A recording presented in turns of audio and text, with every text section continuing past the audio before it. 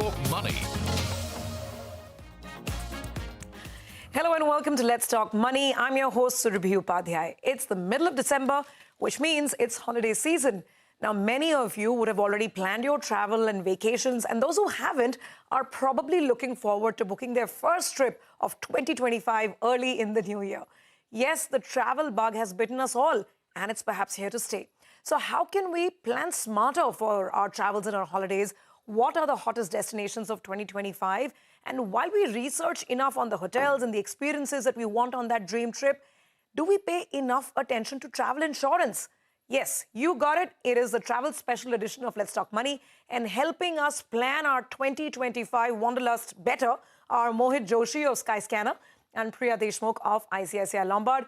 Lady and gentlemen, great to have both of you on the show. Thank you very much for joining in. And I don't know if both of you have booked your trips or if you're big travel enthusiast yourself. Mohit's joining us all the way from London this morning, right? Yes, hi, good morning. Good morning. Lovely to see you all. Priya, what about you? Are you a big avid traveler yourself? Well, I do travel, and thank you for having me on the show. And, good morning to everybody. All right. So, we want to start with some broad brush trends of, what the qualitative and quantitative aspects tell us. Yes, we know our friends, our family, everyone's traveling more. But Mohit, you tell us, you guys on Skyscanner, you're looking at all of these searches, all of these bookings day in and day out. So what has 2024 brought forward when it comes to Indians traveling? Yeah, it's an exciting time for travel at the moment. 2024 was all about cultural exploration. So we saw a shift in the Indian traveler mindset, moving from just going to a new country to escape to actually going there to immerse themselves in the culture, right from gig tripping, which is going to see your favorite artist perform somewhere, to actually going to some iconic landmarks that they've seen on a TV show. So we've seen that shift in 2024. And moving on to 2025, the desire for travel remains really strong. 86% of Indian travelers want to spend the same or more on flights, and 80% of Indian travelers want to spend the same or more on hotels, which shows there is a big interest in travel for next year. We've also seen some travel trends that have come out through some number crunching that we've done, through a survey that we've done. And then we've highlighted 7 travel trends, one of them being sport mode, which is essentially traveling to see your favorite athlete or to support your favorite team. We've also looked at art venture, where there is a big focus on Indian travelers wanting to go and experience immersive art. Reset jetters, which is another one, which is all about wellness-based traveling, taking some time off to disconnect. That continues from 2024 into 2025.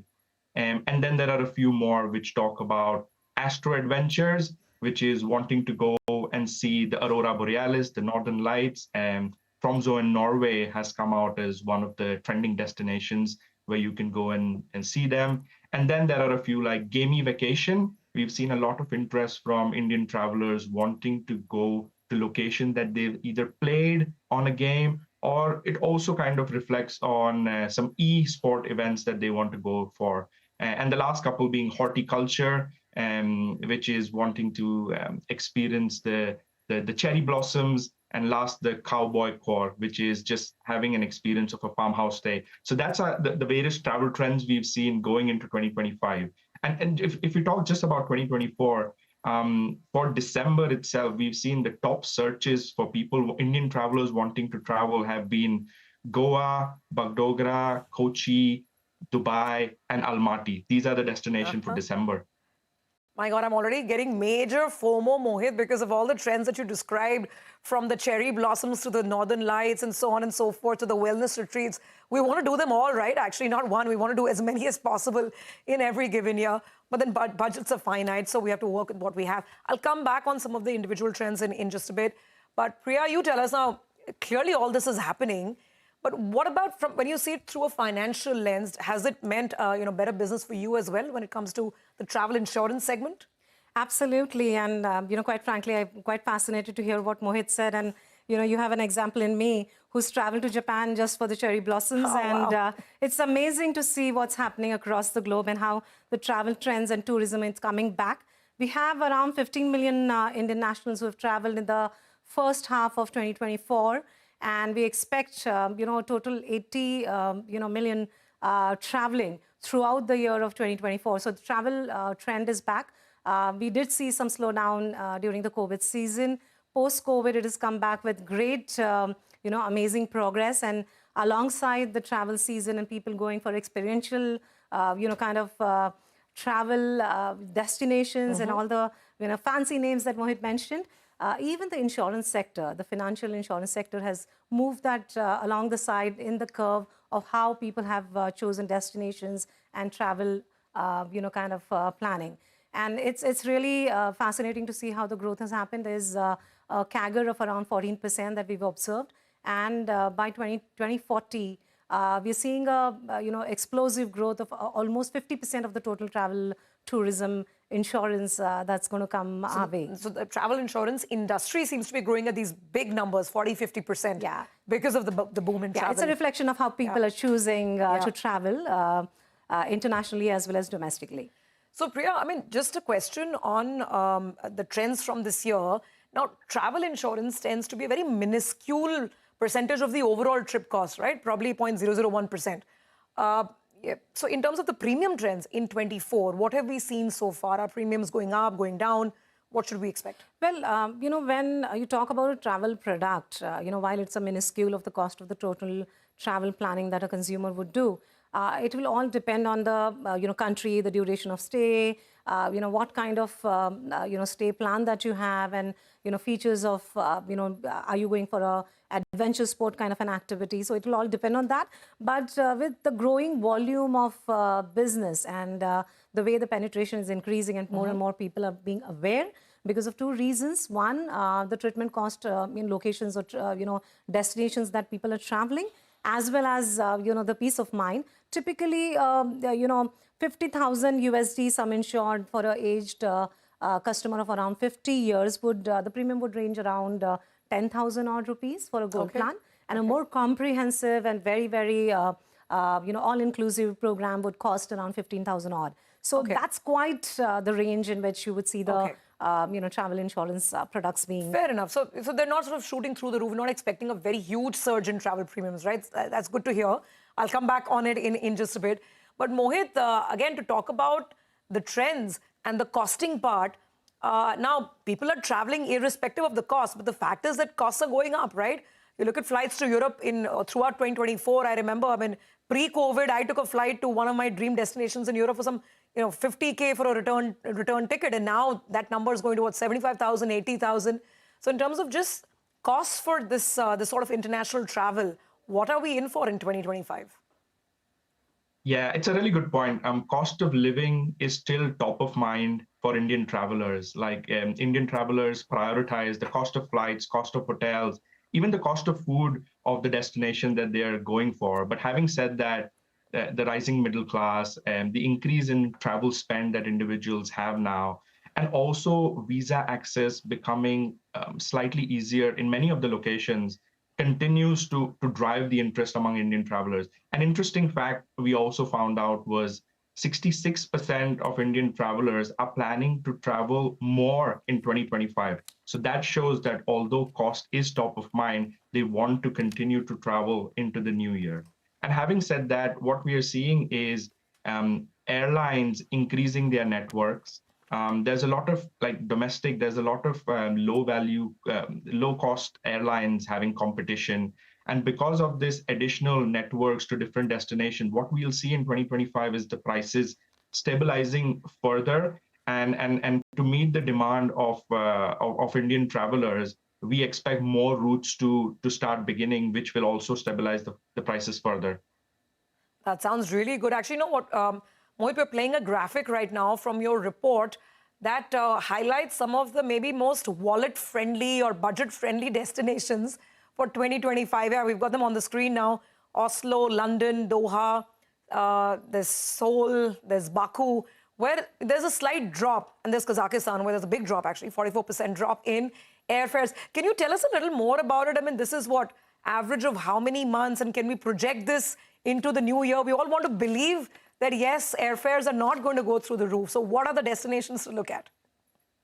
Yeah, those numbers are very exciting for us as well. That is why we wanted to highlight them to our Indian travelers. Like seeing Almaty in Kazakhstan having that 44% reduction in price year on year over 12 months is really exciting, because it shows that Indian travelers want to go and experience the culture, which takes back to the point I mentioned about cultural exploration. It's also about going to destinations which are more pocket friendly, and stronger rupee plays quite important in this. And we also see the visa access, which is becoming easier for Indians to traveling to these destinations. And because of that, the airlines are having more networks to these routes. And because of that, we see the average fare prices dropping significantly. And you see Almaty in Kazakhstan known for its culture and really good landscapes. We also saw Jakarta in Indonesia, which is a wellness retreat. We see some really stunning beaches there as well. Same with Singapore. It's getting popular every year because of what it offers to the Indian travelers. Very, very interesting. So Mohit, before we let you go, give us more hope. You guys have done a top destinations list as well, I think. And I was very proud to see, I think Shillong features on that list of top destinations of 2025, right? So tell us how you compiled that list, and any hacks, any tips for better planning, more sort of budget-friendly planning? How can we have happier holidays in 2025? Yeah, I was really excited to see Shillong as the #1 destination for Indian travelers in terms of searches. So what we saw in terms of the data crunching we did was which destination has seen an increase in searches compared to the previous year. And Shillong saw a tremendous increase of over 800% for Indian travelers. Shillong, also known as the Scotland of the East, pristine lakes, beautiful landscapes, easy access, obviously no visa issues for us Indian travelers. So I wasn't surprised to finally have an Indian city on that list. Baku continues to be really strong in the top 10 at #2, which gives you an affordable European experience, easy to get to as well, and easy visa access. Tromsø in Norway also makes the top 10 of the list, which is known for seeing Northern Lights and Aurora Borealis. And then you can see Tashkent in Uzbekistan, also known for its culture and beauty, that's drawing Indian travelers. So these are the different destinations we've seen based on what Indian travelers have been searching on the Skyscanner website and app. So how many of them have you covered, Mohit? And which ones are you heading to in the new year? Definitely Tashkent in Uzbekistan is on my go-to list for sure. Unfortunately, I haven't been to Shillong as well. So Shillong should be there in my #1 list as well. So can't wait to cover both Shillong and Tashkent very soon. Fantastic. Well, we wish you good luck with that plan. And thank you very much for joining in. This gives us plenty of food for thought and, plenty to think and plan about and get excited about in the new year. Travel, always top of mind. Thank you very much for giving us the Skyscanner perspective. Thank you so much. All right. Well, with that, we have to take a very quick break. We'll come back on the other side. And now that we know which are the hottest destinations to get to, the question is you need to pay a lot of focus and attention to the travel insurance part. It's more than just a quick checklist before you're heading to the airport. We'll tell you why. Priya will give us more details on this in just a bit.